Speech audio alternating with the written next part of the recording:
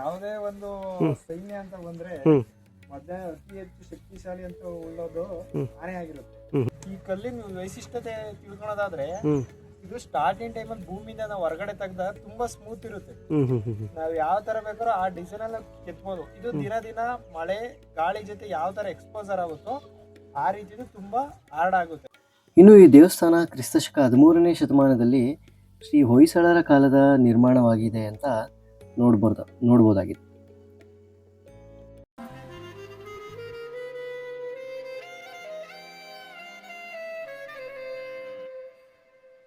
ನಾವು ಇವತ್ತಿನ ದಿವಸ ಮಂಡ್ಯ ಜಿಲ್ಲೆ ಕೇರ್ಪೇಟೆ ತಾಲೂಕಿಂದ ಒಂದು 3-4 ಕಿಲೋಮೀಟರ್ ದೂರ ಇರೋಂಥ ಹೊಸವಳಲು ಗ್ರಾಮಕ್ಕೆ ಬಂದಿದ್ದೀವಿ.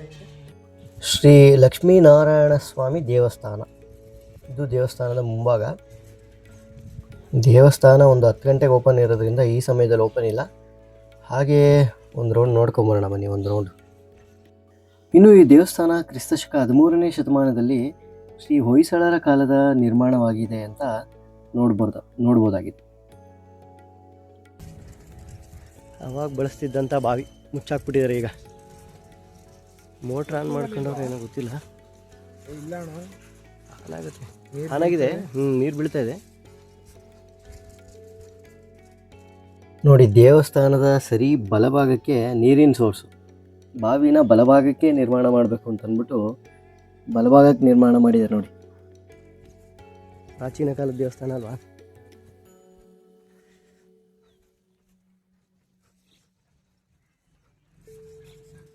ಗೋಪುರ ನೋಡಿ ಎಷ್ಟು ಚೆನ್ನಾಗಿದೆ. ಯಾವ್ದನ್ನ ಕೆಳಗಡೆ ಆನೆ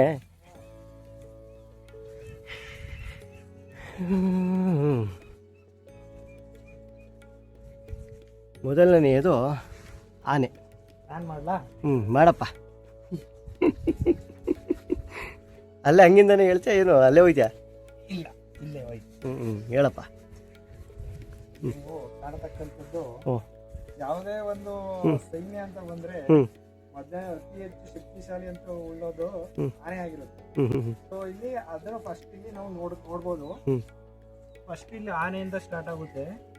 ಅದಾದ್ಮೇಲೆ ಕುದುರೆ, ಅಶ್ವದಳ ಎರಡನೇ ಅಂತ ತುಂಬಾ ಶಕ್ತಿಶಾಲಿ. ಇದಕ್ಕಿಂತ ಸ್ವಲ್ಪ ಕಮ್ಮಿ ಅಂತ ಬಂದ್ರೆ ಅಶ್ವದಳ.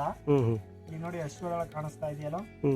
ಇದಾದ್ಮೇಲೆ ಅದೇ ತರ ಇಲ್ಲಿ ಮೂರನೇದಲ್ಲಿ ಬೊಂಬೆಗಳನ್ನ ಕೆತ್ತಿದ್ದಾರೆ, ದೇವ್ರುಗಳು ಇದಾವೆ. ನೀವು ನೋಡ್ಬೋದು ತುಂಬಾ ಹೊಯ್ಸಳ ಕಾಲದ ಯಾವ ತರ ಇದೆ ಅನ್ನೋದು ಅವ್ರ ವಾಸ್ತುಶಿಲ್ಪನ ನಾವು ಕಣ್ಣಾರೆ ಇದ್ರ ಮುಖಾಂತರ ಸವಿಬೋದು. ನೆಕ್ಸ್ಟ್ ಕಟ್ ಚೆನ್ನಾಗಿದೆ.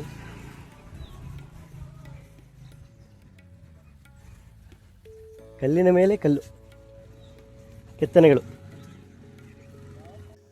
ಇನ್ನು ಇದು ದೇವಸ್ಥಾನದ ಹಿಂಭಾಗಕ್ಕೆ ಬರ್ತಾ ಇದೀವಿ ನಾವು. ಹಿಂದ್ಗಡೆ ಒಂದು ಗುಡಿ ತರ ಇದೆ ನೋಡಿ. ಹೇಳ್ತೀರಾ ಮತ್ತೆ? ಇನ್ನೊಂದು ಈ ಕಲ್ಲಿನ ಏನೋ ಒಂದು ವಿಶಿಷ್ಟತೆ ಅಂದ್ರೆ ಇದು ಆಕ್ಚುಲಿ ಬಳಪದ ಕಲ್ಲು ಅಂತ ಚಿಕ್ಕ ವಯಸ್ಸಲ್ಲಿ ಯೂಸ್ ಮಾಡ್ತಿದ್ವಲ್ಲ ಆ ಕಲ್ಲು. ಈ ಕಲ್ಲಿನ ವೈಶಿಷ್ಟ್ಯತೆ ತಿಳ್ಕೊಳೋದಾದ್ರೆ ಇದು ಸ್ಟಾರ್ಟಿಂಗ್ ಟೈಮಲ್ಲಿ ಭೂಮಿಯಿಂದ ನಾವು ಹೊರಗಡೆ ತೆಗ್ದಾಗ ತುಂಬಾ ಸ್ಮೂತ್ ಇರುತ್ತೆ. ನಾವ್ ಯಾವ ತರ ಬೇಕಾದ್ರೂ ಆ ಡಿಸೈನ್ ಅಲ್ಲಿ ಕೆತ್ಬೋದು. ಇದು ದಿನ ಮಳೆ ಗಾಳಿ ಜೊತೆ ಯಾವ ತರ ಎಕ್ಸ್ಪೋಸರ್ ಆಗುತ್ತೋ ಆ ರೀತಿ ತುಂಬಾ ಹಾರ್ಡ್ ಆಗುತ್ತೆ.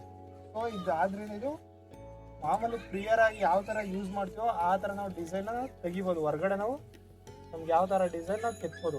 ಇದು ಅದರ ವೈಶಿಷ್ಟ್ಯತೆ. ಅದಾದ್ಮೇಲೆ ಗಟ್ಟಿ ಆಗುತ್ತೆ. ಈ ದೇವಸ್ಥಾನದ ಹೊರಭಾಗದಲ್ಲಿರುವಂತಹ ಗುಡಿಗಳಿದಾವಲ್ಲ, ಈ ಚಿಕ್ಕ ಚಿಕ್ಕ ಗುಡಿಗಳು, ಎಲ್ಲ ದಿಕ್ಕಿಗೂ ಒಂದೊಂದು ಗುಡಿಗಳಿದಾವೆ. ಆ ಗುಡಿಗಳಲ್ಲಿ ದೇವರ ವಿಗ್ರಹಗಳಿತ್ತು ಅಂತ ಹೇಳಿ ಕಾಣ್ತದೆ ಮೊದಲು.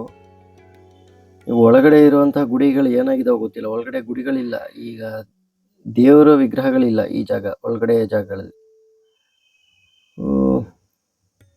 ದೇವಸ್ಥಾನ ನೋಡಿ ಹೇಗಿದೆ. ಅಲ್ಲಿ ರಥ ಇದೆ ನೋಡಿ. ರಥೋತ್ಸವದ ದಿನ ನಾವು ಇಲ್ಲಿ ಬಂದಿದ್ವಿ. ಒಂದು ಅಲ್ಲಿದೆ ನೋಡಿ ರಥ.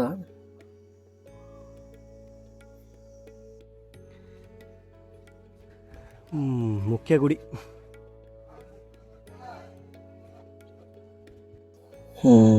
ಬನ್ನಿ ಹಾಗೆ ದೇವಸ್ಥಾನ ಒಂದು ರೌಂಡ್ ಬಂದಿದ್ದಾಯ್ತು. ಸ್ವಲ್ಪ ದೂರದಿಂದ ದೇವಸ್ಥಾನನ ತೋರಿಸ್ತೀನಿ ಹೇಗಿದೆ ಅಂತ, ವಾಸ್ತುಶಿಲ್ಪವನ್ನು.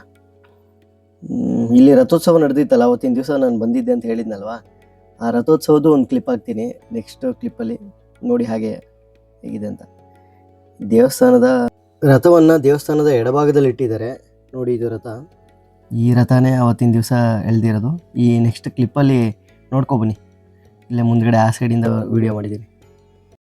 ಮೆರವಣಿಗೆ ನೋಡ್ಲಿಕ್ಕೆ ರಥ ಬೀದಿಗೆ ಬರ್ತೀಯಾ? ಗೊತ್ತಿಲ್ಲ. ನೀನಲ್ಲಿ ಬರ್ತೀಯಾ? ನಿಂದು ಬರೀ ಫೀಲಿಂಗ್ಸ್ ಆಯ್ತು.